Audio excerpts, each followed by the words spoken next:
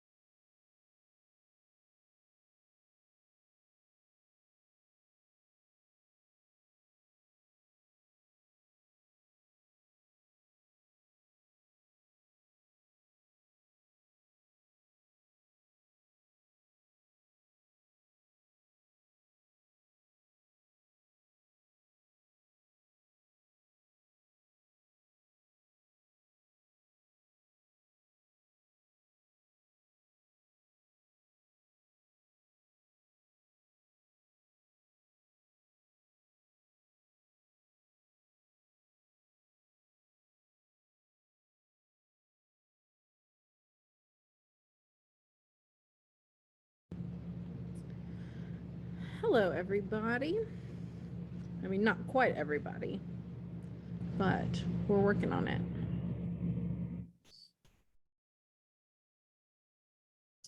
Let's see. We have Laura.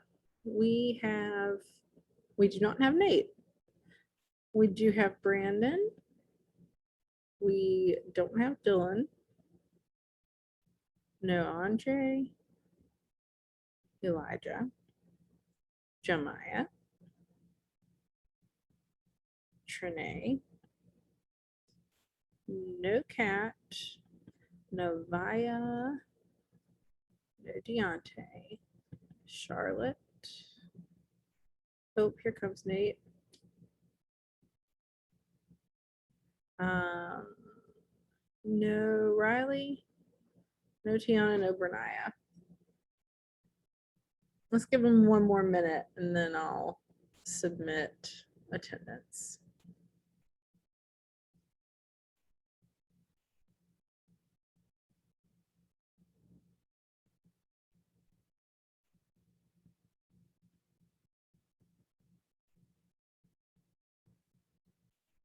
Oops, somebody just joined us. Who was it?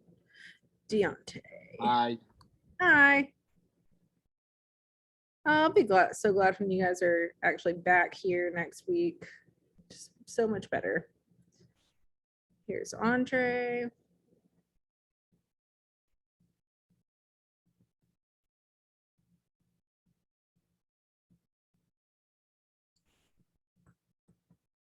Okay, have I gotten everybody that's here? Looks like it. We still might have one or two to show up, but we'll handle it when they come, if they come. I got you, Nate. Okay, so today is Wednesday, so it is going to be a Workday Wednesday. I want to talk to you about it for just a minute, though. You're going to be getting progress reports next week, which means we're halfway through the first quarter. Seems crazy. It seems like we just started. but whatever grade you have at the end of today, from my understanding, is what you'll have on your progress report. And several of y'all have emailed me about your grades. I got here super early this morning to try to catch up my grade book so that I wasn't scrambling to do it during the day today, since I just found out that we're supposed to have them in today. So some of y'all might not be thrilled with your grade right now. And I will tell you the number one reason for that is because so far we've had one major grade, and it's the original creation myth. So if you did not turn in an original creation myth, your grade is probably not looking so hot. Now I did say that I wasn't going to accept any more late work after this past Monday, but I'm going to make an exception for the creation myth and only the creation myth, because boy, I don't want y'all to start with a 0 for your first major grade. And I'm realistic. I know that some of you still may not turn one in, and you'll see the results of that when you get your progress report. Plus I'll probably email your parents in the next couple of days and be like, hey, just so you know, don't be surprised when there's a number you don't like on your kid's progress report. But I'm going to put in the chat in just a second all the things that you can do to still get some credit for. But I'll go ahead and tell you, if you have not done the creation myth yet, that's what you should do. That's what you should turn in. That's going to make the biggest difference for your grade. And you know, if you are someone who has like, if you are someone who has a super low grade in here and you get 100 on your creation myth, I don't know exactly what your grade would be, but it is going to go up a lot.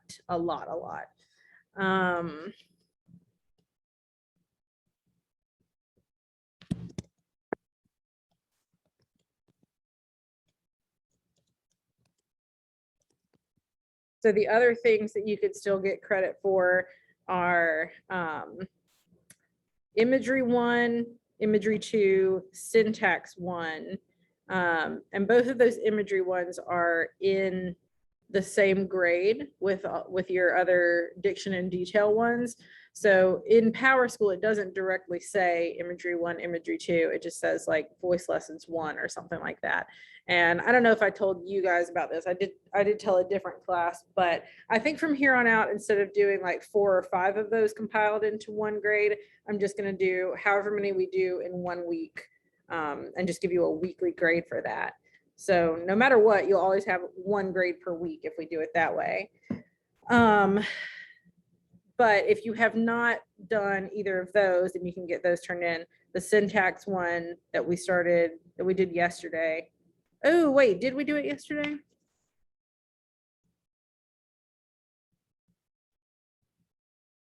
I'm looking.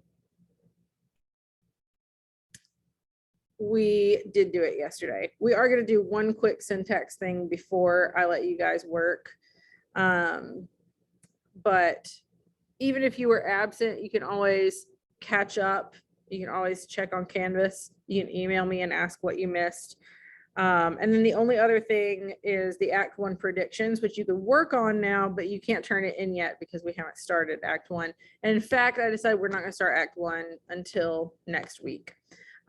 Just because I'd rather have us here in person, even though I think we're still going to do a PDF copy rather than physical copies. I don't have quite enough physical copies for everybody to have one. And I think it'll just be easier, particularly if we have people coming in and out for being sick and stuff. So I'm just going to quickly put in the chat to everyone that these are the things you could still turn in to get some credit. And again, creation myth is the biggest one. So before I kind of leave you guys to do your work, we are looking at, we looked the last couple of days at Virginia Woolf's sentences where she did the exclamatory sentence. We're gonna look at a different kind of interesting, unusual sentence today, and we'll write about it tomorrow. So this is from, clearly this is from, I wish we had this a couple weeks ago, because this is obviously from a Native American writer. You can tell that from his name and the title. And then once you actually read the sentences, it's very apparent. So this is from Chief Red Jacket, who wrote Chief Red Jacket Rejects a Change of Religion. And I want to go ahead and look at the sentences. The first one, or the question, sorry. The first one says, the words "you say" are repeated several times in the sentence. What is the repetition's function? Why does he repeatedly say, "you say, you say, you say"?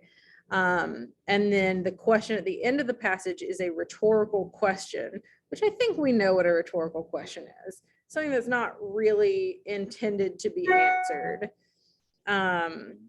And what attitude towards the audience is expressed by the use of a rhetorical question. So think about those while I read this sentence, or several sentences.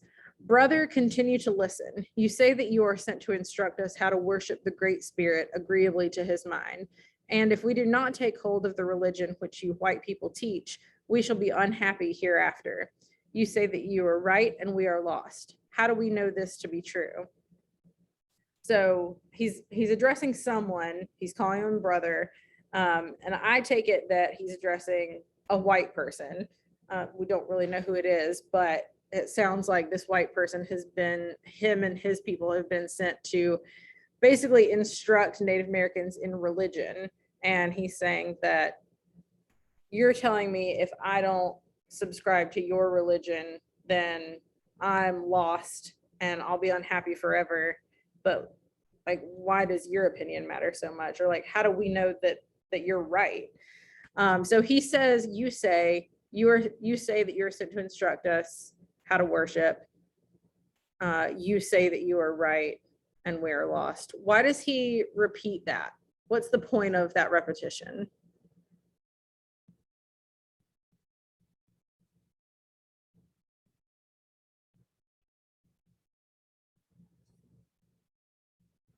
Any ideas? You can write it in the chat too if you'd prefer.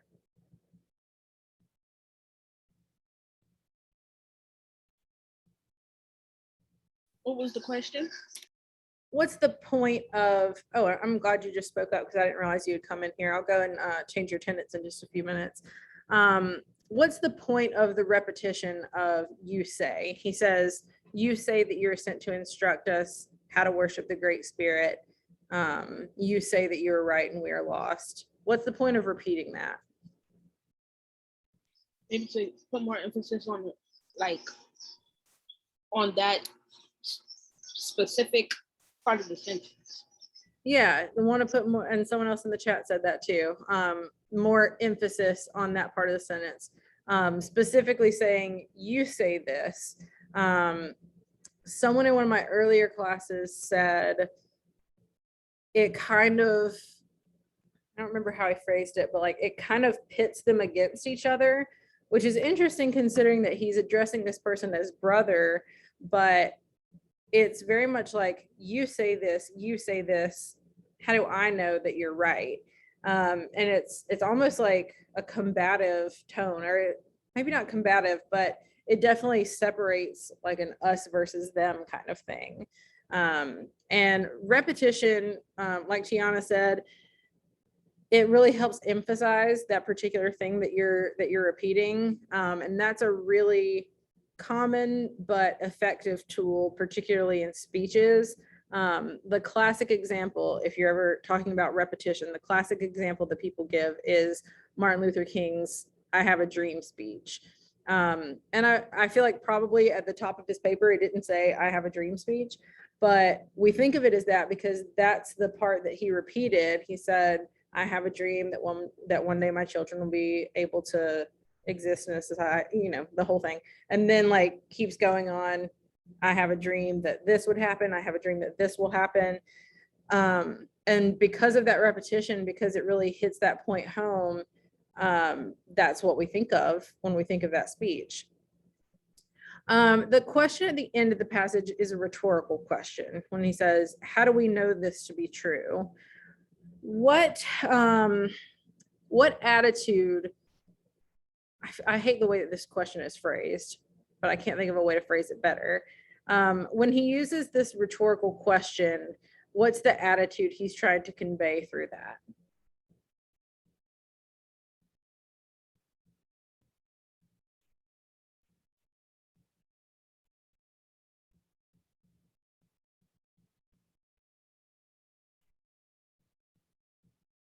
You said, what's the attitude?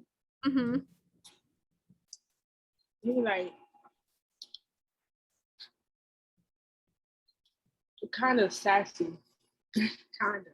Yeah, I think that's fair to say. Kind of sassy. Like, why should I believe you? Why should I listen to what you're telling me? I mean, that's totally a fair question and a fair assessment. I think that it does have a little bit of sass to it. And again, something that kind of like separates them. You're telling me all this stuff. You're telling me that you're right and I'm wrong. But how do I know that you're right? And that's a fair question. So tomorrow you will have to write a rhetorical question of your own. But for the rest of today, I want to make sure that you guys have time to work on stuff, and particularly because now I know that several other people joined us. So nobody leave until I get attendance fixed. What I said was that whatever your grade is at the end of today, that's what's going to be on your progress report. And some of you probably don't want the grade that's in PowerSchool to be on your progress report. And the number one thing that you can do to raise your grade is if you did not turn in an original creation myth, you should turn that in. And I did say that I wouldn't accept any more late work after this past Monday, but I'm going to make an exception for the creation myth because that's our one big grade that we've had so far this quarter. And I don't want you guys to start out with that 0 for that big grade because it's really dragging down some of y'all's grades. After Friday, when we have our vocab quiz, I almost never have people fail vocab quizzes. It will almost certainly help most of your grades. But if you did not, and I went ahead and put it in the chat for everybody, if you have not submitted a creation myth, that's what you should focus on. You should try to get that turned in. If you've already done that, if you submitted it, the things you can still get some credit for are the Crucible Context Keynote, Imagery 1, Imagery 2, Syntax 1 from yesterday. And if you've done all of that, then you can work on your Act 1 predictions, which is not due yet. You couldn't turn it in yet if you wanted to. But those are the things you could still get credit for. And I will give you full credit on the creation myth. I won't always do that, but I really want to help y'all out early in the year so that you're not starting out from something you feel like you can't come back from. So if you have not submitted one, you should work on that. I'm going to turn off my video and mute myself. I think I know everybody who is here now. I have to mark Dylan and Tiana present. I think that's it. If you want to stay on the call and work on these things or ask me questions about what you're missing or anything like that, then that's absolutely fine. You can stay on the call. If you would prefer to leave the call and work independently, that's also fine. But y'all just let me know if you need me.